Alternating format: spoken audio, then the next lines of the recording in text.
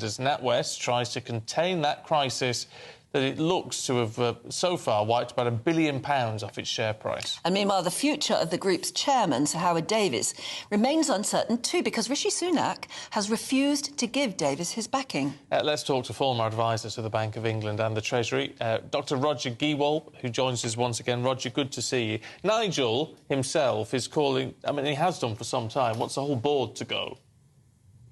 Should they? As I've said previously, I think any officer or director of any bank that sanctioned this sort of behavior, this willy-nilly, I'm not anti-woke at all, but I'm not anti-cancel culture even for some things, but who canceled people's bank accounts without explanation because of their political views should go. And or any such person involved in disclosing customers' personal information, breaking GDPR. I mean, that's breathtaking. That was what Dame Alison did. She actually was sitting next to a BBC journalist at a dinner or something. Simon Jack. Yeah, and she told him personal things about Nigel Farage's bank accounts, which it is unbelievable. She thought that was acceptable. It takes my breath away. This is not some politician. This is not some jobs for the boys or girls or non-binary people brought in to run the bank. This is a lady who's been with the bank from the bottom up since 1992 and has championed women's rights and had a brilliant career running massive divisions of, believe it or not, guys, what used to be the largest bank in the world before its troubles carried on. How can she not have known that the first thing a 17-year-old Swiss trainee learns at the bank when he goes in to make the coffee is you stay stumm? Yeah, if you can't trust our bank to keep our details confidential, you can't trust anyone. But we know that she did. I mean, she's admitted doing that, but then straight after that, the board said she retains our confidence. Bye-bye.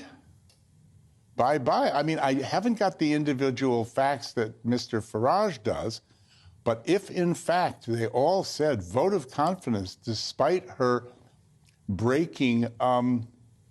what would be the equivalent? A doctor breaking the Hippocratic Oath? Yeah. Something like that? It is that important. I mean, fundamental, isn't it? The issue with this is that it's, you know, Nigel is high profile, his views are very well known, it's a high profile fancy bank and all the rest of it. How does this then relate to the rest of us? Is this an issue which is actually affecting people across the country? He says...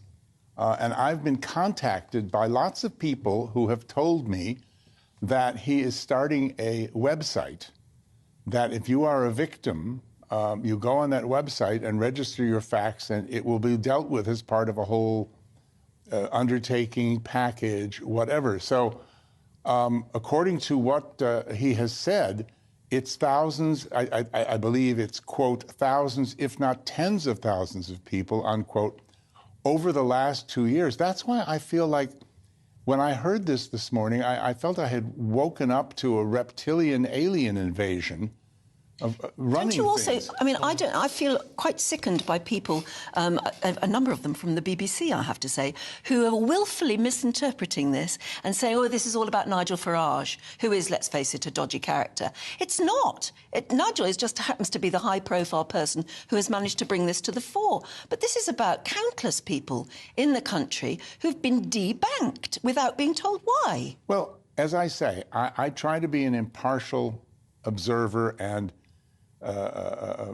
people's champion and conduit of differing views, however extremely different. So I can understand some people not liking Nigel or the way he expresses himself, but, I mean, clearly there has been enough published and said already that this goes way beyond one individual. And the fact that he said that 10 other banks have refused him, it also goes way beyond one bank. This isn't just, apparently, just NatWest and Coutts, which is why I think, as I said earlier, there should be the city minister, Mr. Griffith, should start an investigation Monday morning. What's going on here? What has happened? Well, this is what I find odd, the fact that Nigel says, 10 other banks that he's tried to get an account with and they won't. Is the banking sector, at least the sort of public banking sector in the UK, being run as a cabal, one way or another? Because why would they all follow the same song